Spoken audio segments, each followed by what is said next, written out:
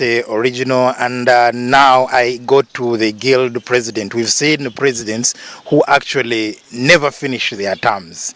Midway, they get problems. So how has it been like? What is it that you've managed to achieve for the students during your term? What are you going to be remembered for? First of all, I want to thank UBC for this opportunity they've given to Kampala University. Now, I came into office in last year in April. Until now, I'm the guild president of Kampala University. But amongst the achievements that we've gotten, we as the 19th Council, one is uniting all campuses of Kampala University. Remember, we are a university of which we must be having different campuses. It is a universe coming together, university. We have a campus in Masaka, we have one in Mutundwe, we have one in Luwero, we have one in Jinja, and we're also having other network campuses in Kenya and then in Rwanda. So bringing together all those campuses, sitting, reasoning together, finding solutions together, sitting as a team is one achievement that we cannot take for granted. Two, we as students, we've been affected by COVID-19. Also making it through, studying through that hard, challenging time of COVID-19 was also a blessing in disguise. It was an achievement, making a university work out to make us meet through the platform that we are planted and, thought about is also a big achievement. We as Kampala University getting in 2021 and then beyond, because COVID-19 brought us to think beyond what is really happening right now all across all sectors. Let it be sectors in education, let it be in agriculture, all elsewhere. People had to sit down and think of what we can have as alternatives. So Kampala University had to think of something that can unite us together, that can make us learn and teach in an environment that is new. So it is an achievement which I think is cannot be taken for granted in my tenure and in leadership at Kampala University. The rest are minor. Talk about being their spokesperson, being their mouthpiece, being their advocate, lobbying for them, and also working out the clearances for graduations and then missing marks and whatsoever. Yes, we've achieved, and I bless God for that. But the other issue that you should also bring to the attention of the viewer and also the students is what are the challenges? Students' leadership comes with a number of challenges. And secondly, how have you managed to balance between leadership and classes? Because we've seen in some cases, you find that student leaders fail to perform well in schools just because they either fail to balance the board. So how have you been doing it, and what are the challenges that other student leaders that are going to come after you can learn from? Okay, what I want to tell leaders out there is that balancing education with leadership is a hard thing to understand, but again, I want to tell everyone and caution this, that all characters in leadership must be ready to learn.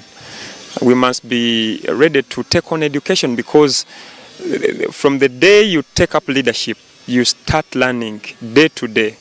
People bring a lot of issues of which you have to learn them, you have to understand them, you have to read their mind, you have to read their problems and challenges, you have to study them. Then again, you have to go to class, because minus studying, you cannot understand the core problems of students, because the core problems of students are in classes. They have challenges with marks, with lecturers, with the environment, with the systems, with the departments. So you cannot understand students minus studying. So because I knew that it is until I go to class that I will get to understand their problems, then I had to go to class. That is one. So you have to balance academics with leadership, because one leads to the other. You have to be in class to understand how to lead your friends, how to lead your colleagues, how to lead everyone. So I think it is something that we must understand. Leadership is not for office at university. Leadership is it is a must attend class for you to understand the environment they're in. Yeah, thank you very much, Alfred, for that presentation. And indeed, we are seeing how your regime has been. As you come to the end, of course, of your leadership, definitely there's a lot that the incoming or that the team that is going to take over from you is going to learn from.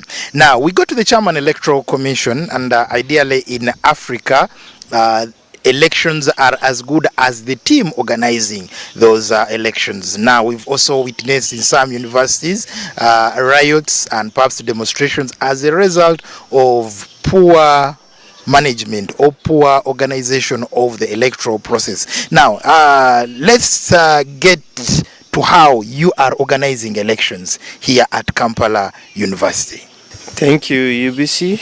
Thank you for that question. Sir, as you asked, election leads to riots. As we have told them and we have been saying it earlier, this election is going to be free and fair election. All measures have been taken into ground to avoid such kind of scenario. I think most of the things that lead to riot are poor communication, poor arrangement, and poor management.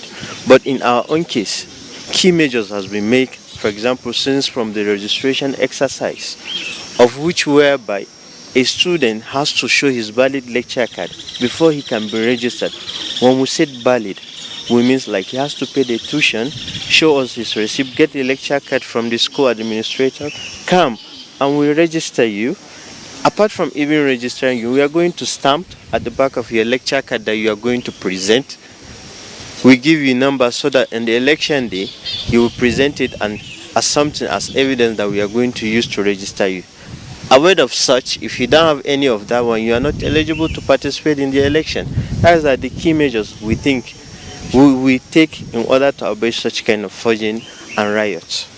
Yes, Chairman Atiku, we see that election is a process, beginning with coming up with a voters register, then registration of the candidates, actually, the nomination and registration of the candidates, then the voting, and eventually the announcement of the results. Now, how is the Electoral Commission here at Kampala University ready? And just take us through the process. Then secondly, how is it being facilitated? To what extent are you working closely with the administration so that this process is well facilitated so that it moves on without any major hitch? Thank you for the question, sir. As we, the Electoral Commission, I can guarantee you, even if the election is going to hold tomorrow, we are ready because all the measures has been taken and has been put into place.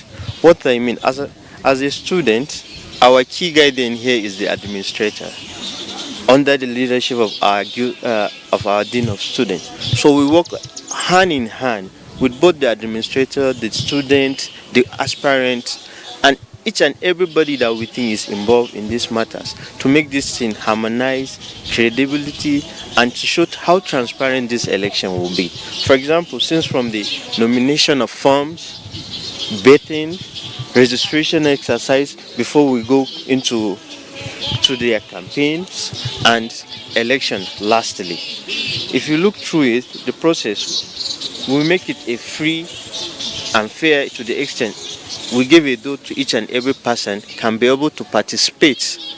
If you will, like you are willing to serve, you can go and get your form, register, then you come on to betting, which of so many of them has come. We bet them, we bring out the list of the people that are eligible to participate in the election. Then we come to the registration exercise, of which and every student here outside Kampala University can say this is the best and the most transparent registration exercise that has ever been done. Register, I can assure you, there is no way we can consider that because we just want to make it to be free and fair. Well, thank you, Chairman Electoral Commission, Kampala University Original, for giving us faith that actually the elections are going to be free and fair.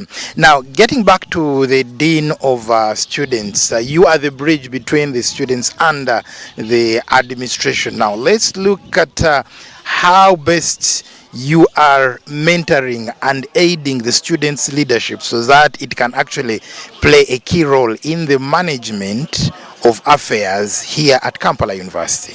Okay, thank you so much, moderator. mentoring the students, first and foremost, most of these students actually walk into the gates of the universities with one aim to achieve their education ambitions. But along the way, they realize that, okay, probably there's something else that I need to add, maybe to my CV or to my experience in life, and probably they go political. And you may realize that actually they have come from wherever they have come from without experience, and they want to lead students, which we don't actually put a stop to. However, we encourage them so.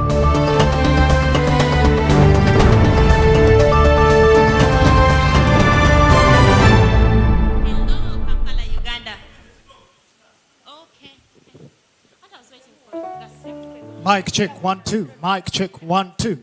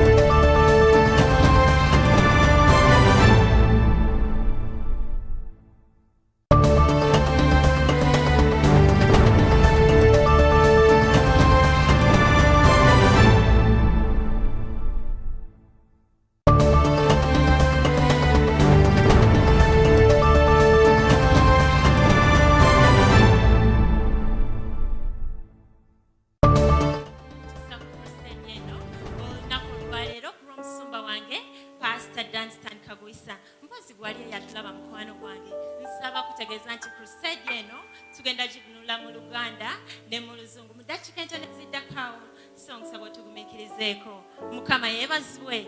Hallelujah. Mpoza amanya gange nze Isobel Muganyis, and on behalf of my father Pastor Dunstan, together with his dear beautiful wife Winfred Kagwisa, the pastoral team, plus the entire Agape family of World Restoration Center Church, we are very, very excited to be bringing you the first ever online Love Crusade. Now, I know that this is something that you do not want your friends, your family, and your beloved ones to miss out, and especially the beautiful love message that God has put on the heart of my father, Pastor Dunstan Kagwisa, concerning your life, our nation, and the world at large. So in case you know of a friend that you would love to join us for this glorious online love crusade, or they could be in Uganda, they could be in any of the East African countries, and they could as well be in any of the continents,